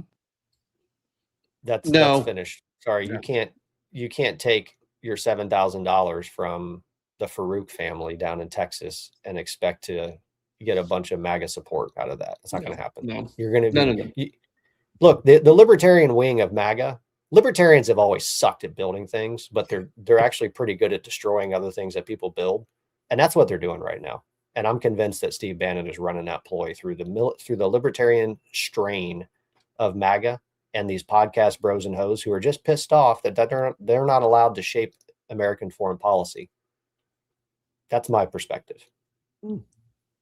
Well, yeah, I mean, I don't think you're wrong. I think there certainly is a lot of butthurtedness going on about not being able, not having direct access into the White House, the Oval Office like they wanted to. But I just want to know who they're going to run. It can't be Ivan Reichel, and it's not. They can't tell you yet because they can't tell you yet. No. Instead, they still look. Again, it's important to note that the only way that this coup d'etat works is if they are able to convince you that Donald Trump has failed as a president and that his agenda has failed. That's why he's not failing at all, even a little bit. That's why they are relentless in challenging every success that he has. So when Donald Trump comes out and says, yeah, we're just about done in Iran, we're going to wrap things up, they immediately start parroting Iranian regime talking points because they have a segment of their audience that are stupid enough to follow it. Do you guys trust JD Vance? Oh, no, I don't know about that. That'll be interesting, K Posto. I like JD Vance, but we're going to have to see. It may not be Vance or Gabbard at all, or Rubio for me at all. I'm a huge Ron DeSantis fan. I love what he's done in Florida. I think some of the people around Ron DeSantis are really shady and slimy and are probably part of this coup d'etat. But I like Ron DeSantis. I think he's done a fantastic job. I don't know who it's going to be. I have no idea. We're going to see. You know what? I think more importantly, frankly, I don't think 2028 will even fucking matter if we lose the midterms, because here's what you're going to have. We all know they're going to blow up the filibuster. They're going to try their absolute hardest to federalize elections, just like they tried to do during Biden, and it's going to outlaw IDs. They're going to do the exact opposite of what we're trying to do with the Save America Act. They're going to impeach Trump. He's going to be gone. They're going to get someone who will sign whatever new federal election bullcrap. Ivan isn't a sellout. I don't understand that. I don't. Who the hell is this Ivan guy? I don't know who this fucking guy is. He was I think he was one of the J6 people, wasn't he? He's always why am I talking supposed about to J6. care what this idiot says or thinks? But Why? Didn't he work for the government in some way? Who cares? I have no idea who this guy is. I don't care if he sells out or not. I could care less. Here's what I do know. The person that he was accosting this weekend is somebody who's built an enormous amount of trust after years of bringing us detailed, verifiable receipts of the things that he was talking about. And I'm sorry, but some clown showing up at a Republican club screaming really crappy gay slurs and calling Dan Bongino a pedophile protector is not going to convince me. It's not, because I've done the same research that Dan Bongino has done. And we talked about this before the Trump administration ever happened. We talked about this. We said, there is no way in hell that AutoPen Inc., the Biden administration, Christopher Wray, Merrick Garland, James Comey, and all of those people up and down the DOJ and the FBI that had control of these Epstein files for literally 2 decades were ever going to allow a single prosecutable fact to remain in those files. And we warned you that they were going to spend their time polluting those files with information that could be used to try to accuse people who have done nothing. They were going to make it so that you had no idea what was real and what wasn't real. And that's exactly what they did. We knew that. You should have known that. You should have expected that, because not only were we Unrealness is here. Sorry, I didn't mean to interrupt you. Oh, hey, what's up, Unrealness? I say lame ducked for 2 years. Dems get the House and pass nothing, and Republicans. I don't know. No, I don't. I'm not convinced. Look, folks, I'm not convinced that Republicans are going to lose the midterm. I think one problem that we have is that we spend a lot of time on social media. We spend a ton of time in a small echo chamber. X is only 9%. 9% of the American public are engaging in X. 9%. If you go over to Instagram, for example, the content over there is very different. There is a ton of Trump support still. Facebook has an enormous amount of it. Maybe TikTok has walled off my access to the lunatic left, to the blue talk, because I don't see those people at all anymore. But the broader point is, if you actually go outside of your house and you talk to people, that's where they're you're not buying getting this the crap. polls. Exactly. That's where you're getting the polls. And people forget that, I mean, social media is a very, very small portion. And the people that are pushing the negative things are very few. They're just very loud. That's right. That's right. And So they're all I'm not boosted by convinced. bots. That's right. I got to wrap up. I got to Yep, go to bed. Same. All right, folks. I hope you got something out of this. This was good. We'll see you on Wednesday. Like all the things, push all the buttons, do all that stuff. Share this out with your folks. And thanks for being here. Yeah, hope and I somebody will checks on circle Jake back and with Jake guarding the grid. guarding the grid, and I will eat crow and apologize to them as much as I can. It's my fault. We didn't meet yesterday. I got so sidetracked and busy. Honestly, I totally forgot about it until I noticed they weren't here, and I'm like, I bet you that they've decided to go quiet because they're mad at me. That's I probably didn't even what know happened. about it, for the record. Yeah, I know. That was my fault. All right, where's the end? I got it. Do we have an exit song? You All ready? right, folks. See you We're out. guys. Good night. See you guys later.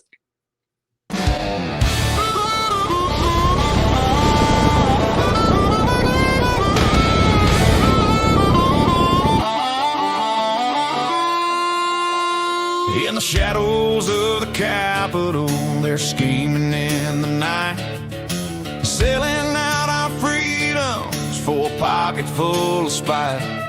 From the border to the heartland, the